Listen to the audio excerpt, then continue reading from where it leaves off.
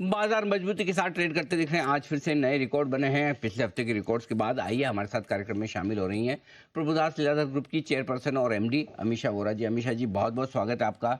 धन्यवाद हमें समय देने के लिए। और सबसे पहले तो आपको मैं बधाई देना चाहता हूँ।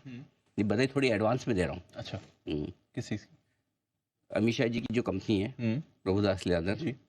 आप सोचिए जरा, अंदाज अमीषा जी की उम्र से मत अंदाज लगाइएगा, वैसे अंदाज लगाइए कितनी पुरानी हो सकती है। नाम तो काफ़ी, जब से मैं आया हूँ तब से तो वेल एस्टैब्लिश नेम है सर मार्केट में, और भी काफ़ी पुरानी होगी।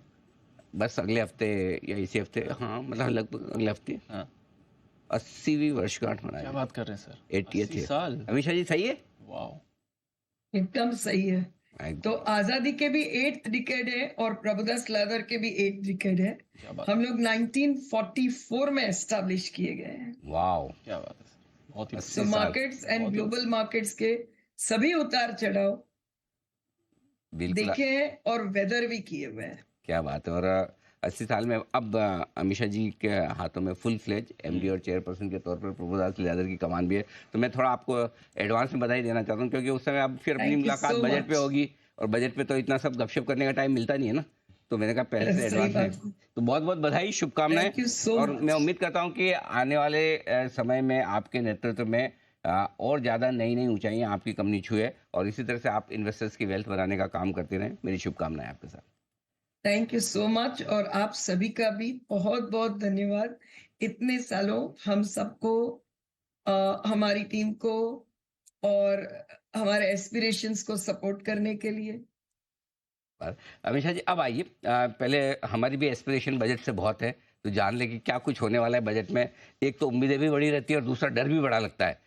अच्छा अच्छा ये हो जाए तो मज़ा आ जाए, और ये डर रहता है कुछ खराब ना हो जाए। तो इस बार बाजार बजट में कैसे जा रहा है, क्या सोच कर जा रहा है, ये समझाएं। बाजार का दो एक्सपेक्टेशन है मेरे हिसाब से ये बजट से। एक, कि जो फिस्कल कंसोलिडेशन पाथ हमने तय किया है, जो हम कोई भी सर्कमस्टेंसेस में पास में चुके नहीं हैं। इवन कोविड में हमने बहुत सेंसिबली उसको यूज किया है, और ये बार जो बजट टेबल किया गया था, उसमें भी वो पाथ पे हम चलते थे। तो वो path of fiscal consolidation with a target of 5.1 in and around and better, वो हम ना चुके। बट साथ में ही बाजार का एक्सपेक्टेशन कहीं ना कहीं बिल्ट है कि अभी तक जो फोकस कैपिटल गुड्स सेक्टर या तो इंफ्रास्ट्रक्चर इन्वेस्टमेंट्स इन स्पेंडिंग पे है, वो मेंटेन तो रहे, लेकिन जो इलेक्शन आउटकम बता रहे हैं कि रूरल इंडिया में डिस्ट्रेस है, फार्मिंग सेगमेंट में डिस्ट्रेस है, एंड एमएसएमई एसएमई में डिस्ट्रेस है, और ये सब स्ट्रेस की वजह से कहीं ना कहीं, और बहुत कुछ रीजन हो सकते हैं, बट वोट बैंक हिला हुआ है। तो वो सब सेगमेंट जहां पर पेन के अंदाज है, वहां पर थोड़ा फोकस आएगा।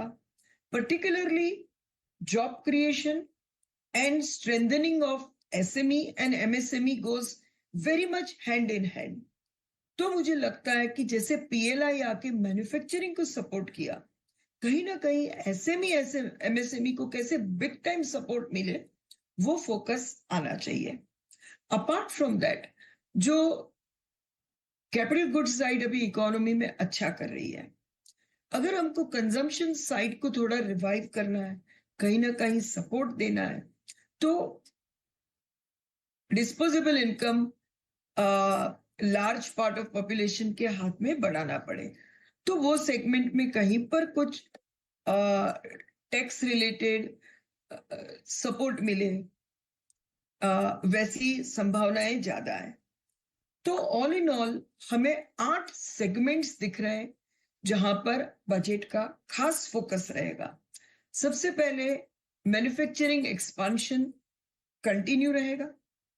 सेकंड, इंफ्रास्ट्रक्चर डेवलपमेंट, क्योंकि आरबीआई के डिविडेंड की वजह से भी एक गवर्नमेंट के पास अच्छा पोजीशन है फिस्कल एंड लिक्विडिटी का, तो ये दोनों पे फोकस बरकरार रहेगा।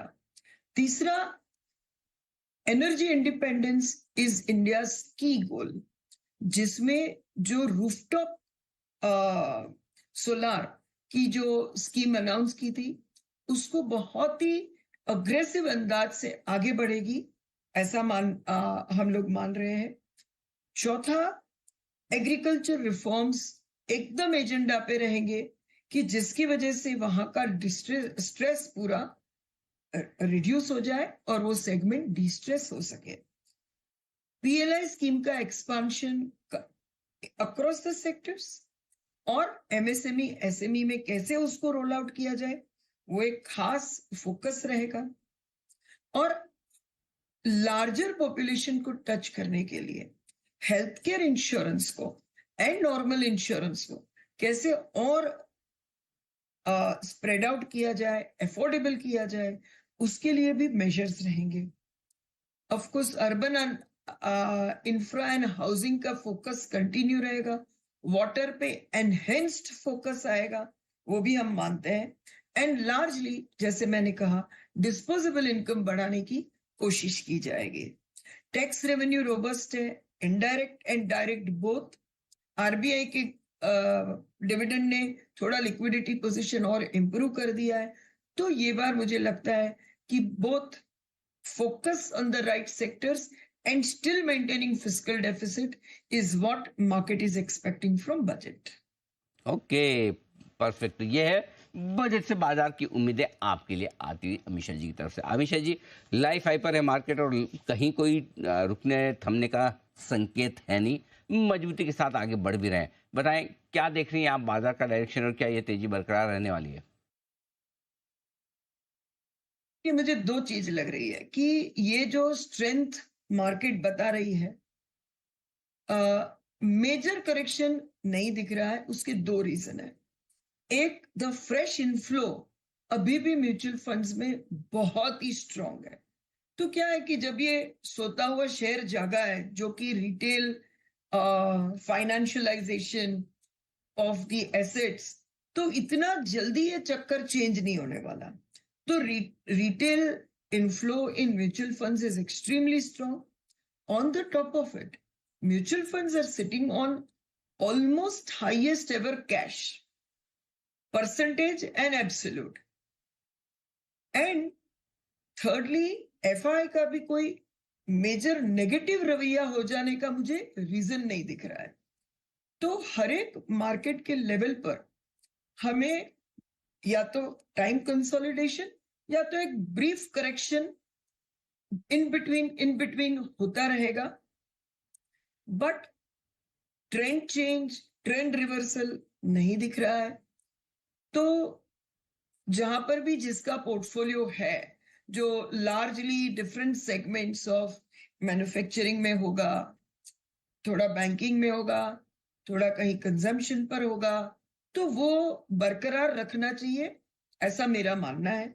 कंजम्पशन, जैसे मैंने पहले भी बताया कि trend in consumption has change from fast moving consumer to durables. Now it is more experiential consumption, which is by way of, say, hotels, maybe not hospital, but still in that segment hospital. तो कहीं ना कहीं वो segments में economic growth as well as market capitalization growth will continue. तो मुझे लगता है यही पूरा है जो in between bouts of correction के साथ broader trends will continue. बड़ी तेजी तो रहेगी, बनी रहेगी, उसमें कोई डाउट नहीं है। ऐसे में लाइफ हाई के आसपास क्या पसंद है आपको, कहाँ निवेश करना चाहिए? देखिए, लार्ज कैप में हमें from our model portfolio perspective अभी भी लार्सन एंड टुब्रो पसंद है, आईसीआईसीआई बैंक पसंद है। इस तरह से कैपिटल गुड्स एंड इसका कॉम्बिनेशन पसंद है। मोटे स्टॉक्स में कहूं तो Siemens continues to be in our top picks through out.